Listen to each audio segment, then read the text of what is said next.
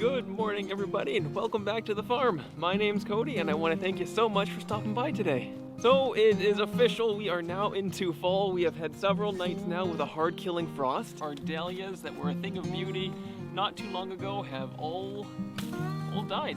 The tops are dead, the tubers underneath are still great, so there's still time for us to get those out of the ground. But yeah, that frost has come through now and we are officially into fall. But that's okay, that means that we can now start taking care of all of our fall projects, which is basically just harvest and cleanup, get ready for the winter, which the snow is on its way, whether we like to admit it or not. Not long now until we get that underway here. So my focus for today, I think, is just going to be to gather and harvest some seeds and get those ready to go. It's a beautiful day out here, well above zero, probably 5 or 6 degrees, so that's always nice. And yeah, I think it's a great day, a great opportunity to get some seed harvested. So I'm just probably going to go through there, bring you guys along with me, and maybe explain a little bit about what I'm doing. But yeah, I want to thank you everyone so much for joining me today. If you have any questions about what I'm doing today, feel free to leave a comment down below. I try to reply to all of those if I can. And yeah, let's get to work. First plant on the list today is our beautiful hollyhocks. These have become one of my favorite flowers this year. Now, depending on where you're from, these might be considered a weed, and I can absolutely see how these things would take over. They are very prolific with their seed production. They also are very, very easy to grow. I would consider us to be pretty droughty in this part of where we grow, and I've only had to water them one time this year to keep them from kind of going dead on us here, and they have just done fantastic. This is just 2 years of growth here. So the plants themselves, though, are just phenomenal. You know, some of the ones behind me there, they're 8-9 feet tall, just absolutely beautiful. And even though we've had a couple of hard frosts already, you can still see some absolutely beautiful color on these guys. So in our area, our neck of the woods here, anytime that we can get plant that's drought tolerant, that puts on color from a long time, and just stands up and looks good, you know, it's a bonus for us here for sure. Today I'm going to harvest into this plastic bin. Just because there's no holes on the bottom, I don't have to worry about any of the seed getting out. Once it's collected here, I do transfer it over to paper or cardboard to dry out, but it's easier for me just to collect in plastic and then transfer over to paper or cardboard to dry. But that's why you might see me today collecting in this little bin here. So you can see these seed pods here, these dried seed heads, they open up when they are ripe, and all you have to do is gently pluck them off the bush like so. And you have your seed all in there. The next thing I do is I just put it in the bucket, and I don't know if it's show or not, but anyway, see all these little seeds come out. So we have a paper outery shell here, but inside you see all these little black seeds. Oh, there we go. These are all of the hollyhock seeds. There's just, I don't know, a couple dozen, maybe around 100 of those little seeds in there. So what you can do is you can clean them in the field if you want.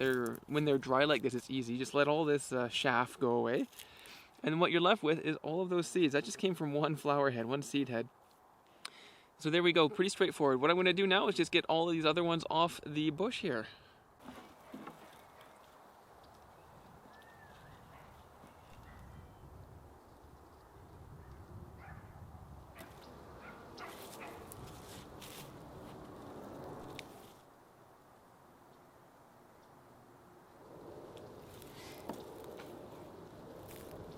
There we go, we have all the hollyhock seeds that were ripe and ready to go. We got them put into the paper bag now to finish their drying. Next on the list for today is more of our rhubarb. Now this isn't the heritage stuff that my grandparents planted 60 plus years ago. This is more of one that we use more for market. It's really prolific, it does really well for you know, a modern consumer, I guess we'll say there. And I got about 500 feet of it in these 2 rows here. For whatever reason, every single plant, it seems like it went to seed this year. So there are a ton of seed here, and rather than let it go to waste, I'm going to just pull the stalks and get them threshed and try to collect as much seed as I can. So let's get on there. So it's pretty straightforward. Just gonna grab the stalk. It'll come out nicely for me. There we go. Don't want to shake it too much, otherwise we lose the seed.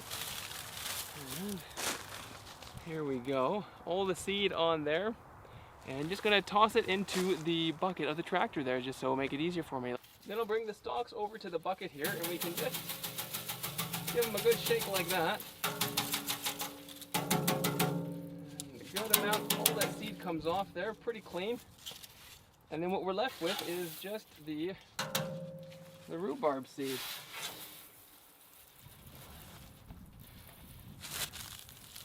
So there we go. So I've got a few hundred more stalks to do, but that should keep me busy for a little bit here. Let's get to work.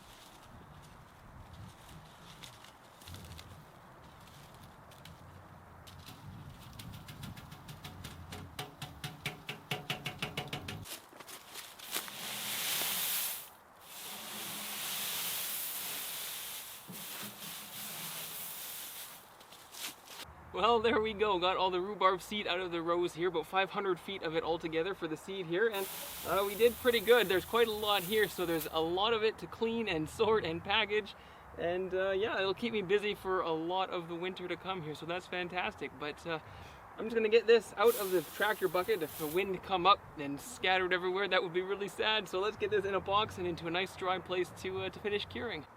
Well, it looks like the girls have been super busy. Behind me there, we have our truck and cabin set. A few videos ago, if you guys are here for that, saw me move that cabin. And it's in its new place now, and we've been booking it quite a bit actually. So this time of year, people like to use that sort of thing for fall photos, and the girls have been staging it for people who want to use it. So yeah, I think it looks fantastic. They definitely have an eye for that sort of thing. I do not, so I'm glad that they're taking care of that. Back up in the garden now, and next thing on the list is going to be our pea harvest. So what you're looking for when you want to harvest pea seeds is ideally, like I say, the seed ripens on the plant. That just lets you know that your seed is going to be a little bit more viable, or there's more potential for it to be viable. Now, what I mean when I say ripens on the plant, what we're looking for, every plant's going to be a little bit different, but if you can, I don't know if you hear it or not, but this is our purple mist pea. Now the outer shells on this guy are purple, which is, I just think, super cool. The kids love growing them.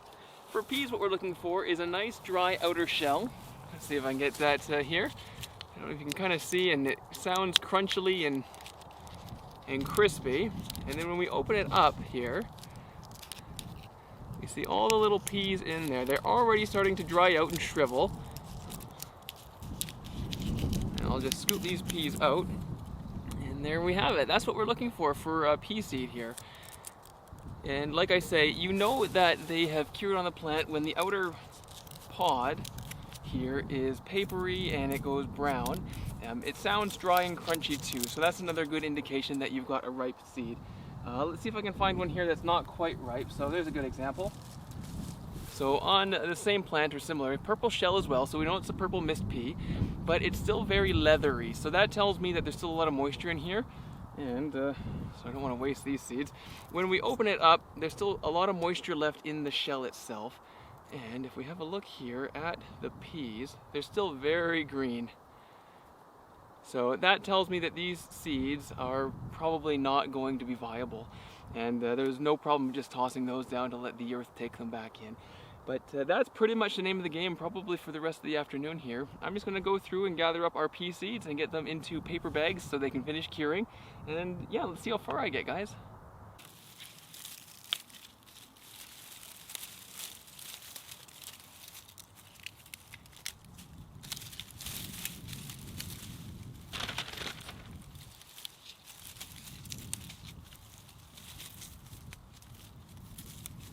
Up next is our spinach. So this stuff is always fantastic for me, you know. It grows really well in our area and it puts out a good amount of seed, and it can be kind of, I guess, confusing if you're trying to grow it from seed or try to get the seed for it the first time, just because it doesn't grow how you would normally expect it to grow. The seed is actually located, I'll just pluck one here, all along the stem of the plant.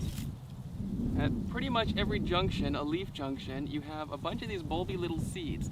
Now ideally what you want to do when you're harvesting seed is wait until the plant dies back naturally. You see these crunchy spinach leaves here. That's fantastic. That means that the seed is mostly cured on the plant, so you don't have to do too much about that. If you pick some and it's still very, very green like this feller here, that's okay too. You just need to make sure you put it into a cardboard box to cure, and the seed will mature and ripen on its own. You get a lot more viable seed though if you do pick from plants that are already cured in the field, those sorts of things. But if time is a limiting factor, feel free to harvest the green stuff like these ones here and just let it cure inside for a little bit. After a few weeks of sitting in this box, all you need to do is just give it a good shake and all the seed is just going to come right off for you. So cleaning it is super, super easy. But I got to get a bunch of this stuff here picked and into the drying room. So let's get back to work.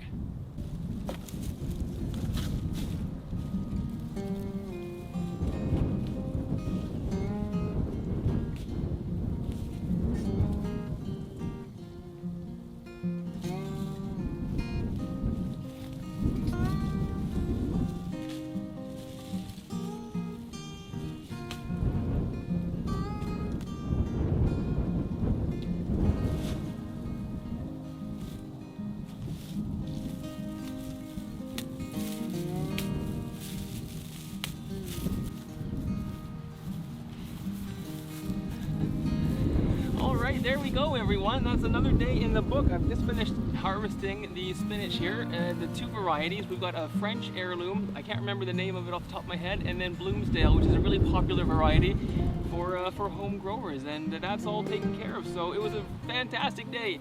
One of my favorite things here is the seed harvest. I just love it. You know, it's amazing to me that something, you can't even see it. It's just so small from a seed, you know, and then you can get beautiful crops like this dill here, you know, and it just, every year it boggles my mind how it all works. I'm just so thankful that I'm able to share in it with you guys. And but that's where I'm going to leave it today. So I do want to thank everyone so much for hanging out with me today. That's fantastic. I hope you're able to get some enjoyment out of today's video. But until next time, guys, have a great day, and we'll see you later. Bye now.